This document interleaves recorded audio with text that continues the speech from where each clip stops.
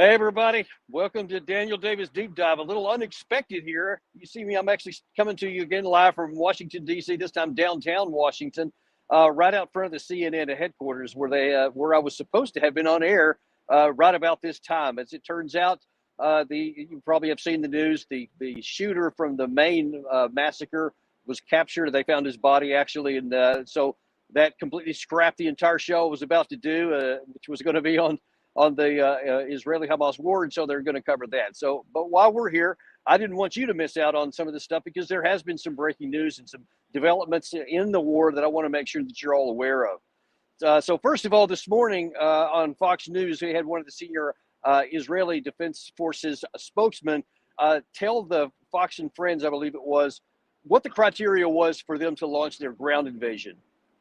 Our operation is dependent on two components. First of all, the government decision. The government needs to instruct us to mobilize. Indeed, we heard Prime Minister Netanyahu yesterday when he addressed the Israeli public, and he said he's working in order to gain that consensus in his government.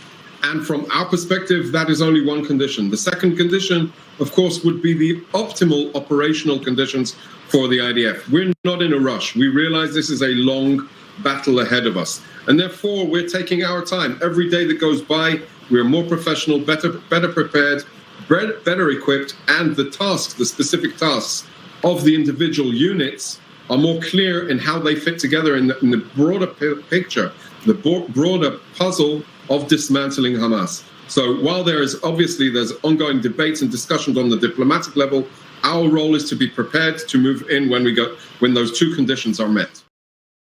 Okay, that was this morning. Now, just hours after that was given, actually the war cabinet came out and said that all of the first part of that, the political part, had been cleared off. And now they had unanimous decision about what they were going to do. So then this situation moved to the military part. Now, apparently that was solved too, because just hours ago, another IDF spokesman said this. I firmly believe, Katie, that when we defeat Hamas, and we surely will, we're not only doing Israel a favor and making our country safer and our people more secure, but ultimately we're doing a favor for the people of Gaza who deserve more than living under this theocratic extremist dictatorship. You can be sure that if you're in a Hamas bunker somewhere, if you're in a Hamas tunnel, if you're in a Hamas stronghold, that we're going to come and find you and we're going to eliminate that target. Hamas will pay for its crimes against humanity. Hamas will pay for slaughtering our people. And tonight, we are starting payback. So you hear him. He point blank says, tonight we are starting payback. Now, there have been a number of activities that happened throughout the day that gave evidence that was coming anyway, because there was another incursion of Israeli armor through the Gaza Strip.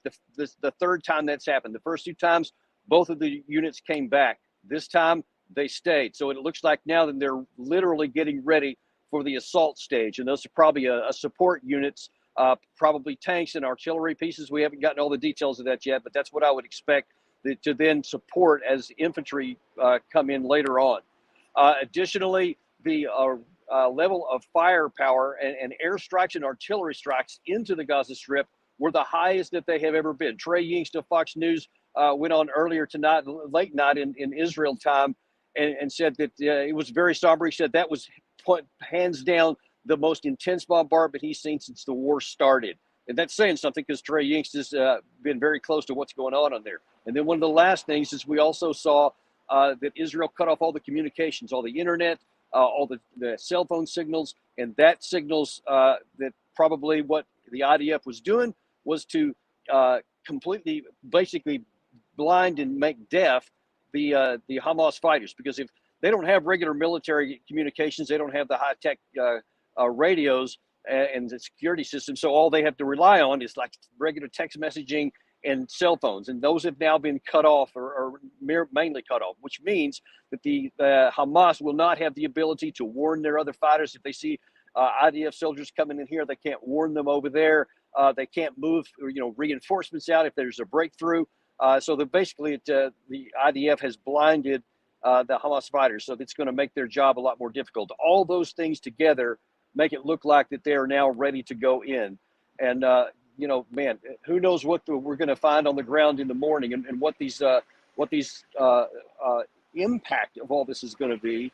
The biggest concern is the people of Hamas. The people of Palestine, because look, again, everybody gets that the Israeli Defense Force and the Israeli people need justice for the Hamas terrorists that slaughtered innocent Israeli civilians. Point blank, no asterisk, no caveats.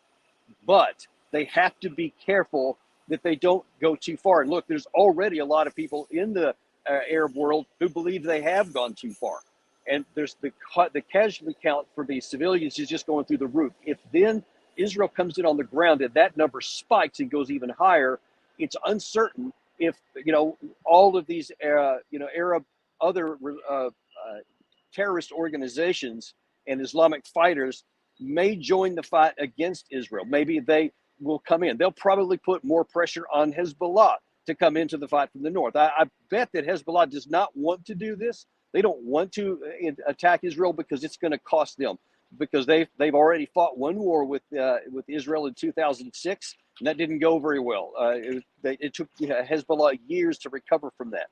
But if they get too much pressure from the Arab street and the supporters of Hamas, the supporters of the Palestinian people, they may be forced into action. And then the risk of escalation goes way up. And you probably saw from our earlier deep dive we had earlier today about the airstrikes that the U.S. launched into Syria yesterday and the potential for escalation that has.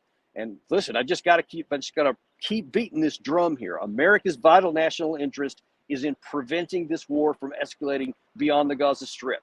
And already signs are starting to increase that the risk of that keeps going higher.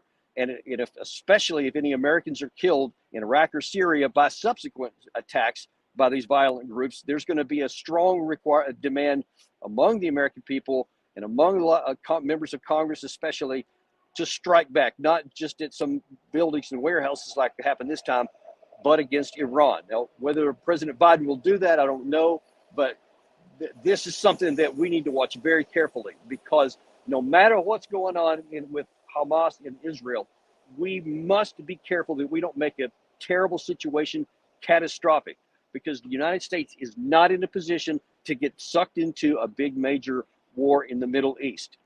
This is not about trying to be strong. This is not about, not wanting to appear weak before Iran or giving them what they need. This is about protecting the United States and keeping our ability to defend our interests fully capable. And right now, because we've given so much of our equipment, so much of our ammunition away to Ukraine, we've given now a lot to Israel, where President Biden's trying to give a lot more yet to Taiwan to increase even that. Folks, we can't afford all that stuff, okay? And then get into a war.